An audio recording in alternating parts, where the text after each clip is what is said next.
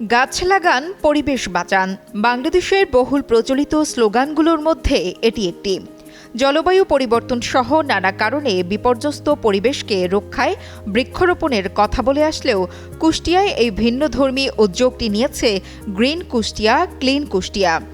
অরাজনৈতিক স্বেচ্ছাসেবী সংগঠন গ্রিন কুষ্টিয়া, ক্লিন কুষ্টিয়ার উদ্যোগে ৯ কিলোমিটার শহর সবুজায়নে ৬,০০০ গাছ লাগানোর উদ্যোগ নিয়েছে এই স্বেচ্ছাসেবী সংগঠনটি।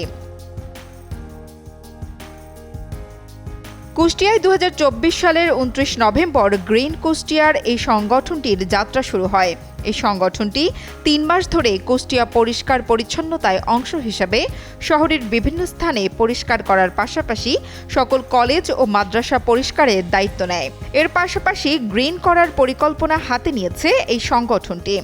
কুষ্টিয়ার সৌন্দর্য বর্ধনের পাশাপাশি অক্সিজেনের চাহিদা মেটানো সহ সুন্দর পরিষ্কার পরিচ্ছন্ন নগরী হিসেবে গড়ে তোলার জন্য কাজ করছে সংগঠনটি। সৌন্দর্য বর্ধমানের জন্য যে উদ্যোগটি নিয়েছেন ইঞ্জিনিয়ার জাকির হোসেন সরকার, আমি তাকে আপনার মন থেকে তাকে ধন্যবাদ জানাচ্ছি।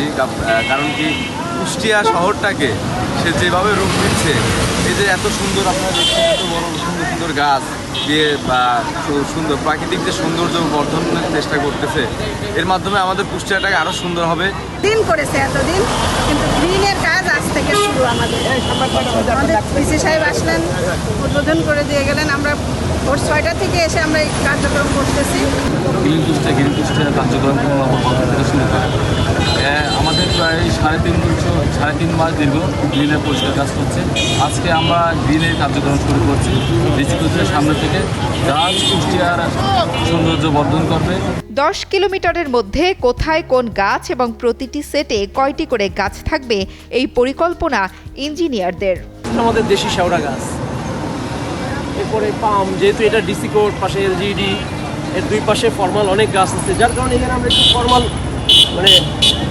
কিছু গাছ এখানে দিচ্ছি। কিছু কিছু জায়গায় আছে শুধু ফুলের গাছ থাকবে। 10 কিলোমিটারের মধ্যে আমরা 7টা সেট একদম পরিকল্পিত, যে কোন কোন সেটে, একটা সেটে কি ধরনের গাছ থাকবে, এভাবে সব কিছু সেট মিলিয়ে একদম সুনির্দিষ্ট পরিকল্পনা মাফিক আমরা এই কাজগুলো করছি।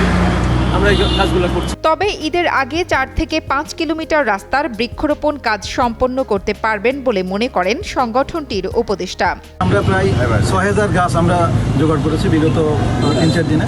আমরা শহীদ আবরার পাড়ার স্টেডিয়ামে আমরা গাছগুলো ওখানে রেখেছি, ওখানে পরিচর্যা করা হচ্ছে এবং ওখান থেকে নিয়ে এসে আজকে সকালে আমরা এই ডিসি কোর্টের সামনে আমরা প্রথম গাছ লাগানো শুরু করলাম। পটতলি থেকে মজফপুর হয়ে ত্রিমোহনী পর্যন্ত এবং চৌরাশ থেকে গেট হয়ে আপনার মাসুদজমি ব্রিজ পর্যন্ত আমাদের ৯ কিলোমিটার রাস্তা আছে, হাইওয়ে আছে কুষ্টিয়াতে। এইটুকুর মধ্যে আমরা এই ৯ কিলোমিটার আমরা বৃক্ষরোপণের কর্মসূচি নিয়েছি।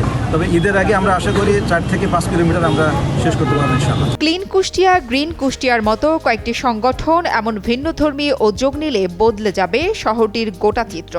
সবুজায়নের নগরী হবে প্রিয় শহর, এমনটি মনে করছেন স্থানীয়রা। খালিদ সাইফুলের তথ্য ও ভিডিও চিত্রে ডেস্ক রিপোর্ট, কালের কণ্ঠ।